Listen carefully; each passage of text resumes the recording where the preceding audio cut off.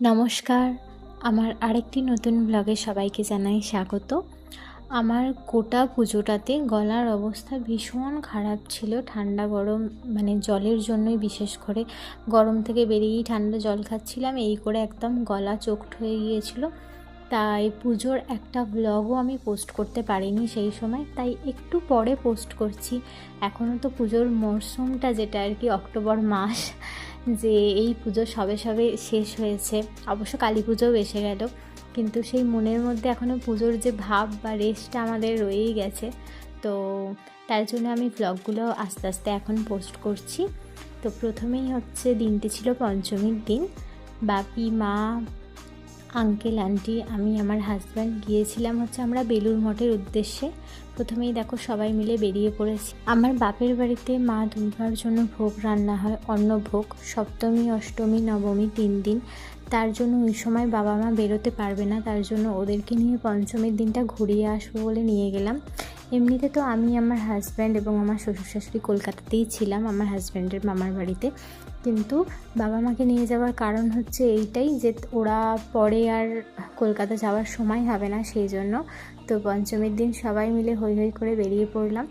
কিন্তু যেটা হলো সেটা হচ্ছে বেলুড় মঠে গিয়েই দেখলাম বেলুড় মঠ তখনও বন্ধ, খোলেনি। তো আমাদের বেশিক্ষণ ওয়েট করার মতো সময় ছিল না, কারণ আমাদের আরও অনেক জায়গা ঘোরার ছিল, কলকাতা যাওয়ার ছিল। তার জন্য আমরা বেশিক্ষণ ওয়েট করতে পারলাম না। আর ওয়েট প্রায় 2 ঘন্টা ওয়েট করতে হতো। তার জন্য আমরা কি আর করব, একটু মনটা খারাপ হয়ে গেল, ওখান থেকে বেরিয়ে গেলাম। দেখো আমরা দক্ষিণেশ্বরের মন্দির দেখতে দেখতে, মা কালীকে মন থেকে ডাকতে ডাকতে আমরা চলে গেলাম, পৌঁছে গেলাম কলকাতায়। এবং কলকাতা পৌঁছে গিয়ে আমরা প্রথমেই গিয়েছিলাম হাতিবাগানে ভূতের রাজা দিল বরে, কারণ সবার প্রচুর খিদে পেয়ে গিয়েছিল। তো সবাই মিলে খেতে বসে পড়েছি। ভূতের রাজা দিল বরে তো জানো সবাই, অ্যাম্বিয়েন্সটা এত সুন্দর, ভীষণ একটা বাঙালিয়ানা আছে। আমি বাঙালি খাবার খেতেও প্রচণ্ড পছন্দ করি। আমি থালি খেতে ভীষণ ভালোবাসি, এবং ওখানে যে নামগুলো ছিল খুব সুন্দর সুন্দর, বাঘার থালি, গুপির থালি, হীরক রাজার থালি। তো আমরা বাঘার থালি 2টো এরকমভাবে, নিরামিষ থালি এরকম নিয়েছিলাম, এবং প্রথমে নিয়েছিলাম ফিশ ফ্রাই, এবং তারপরে এই থালিগুলো নিয়েছিলাম, এবং সবাই মিলে সব কিছু ভাগ করে খেলাম। তো ঠিকঠাক ছিল আমাদের জন্য কোয়ান্টিটিটা, আমাদের 6 জনের জন্য। এবং ভীষণ মজা করে 6 জনে মিলে সেদিন খেলাম, ঘুরলাম।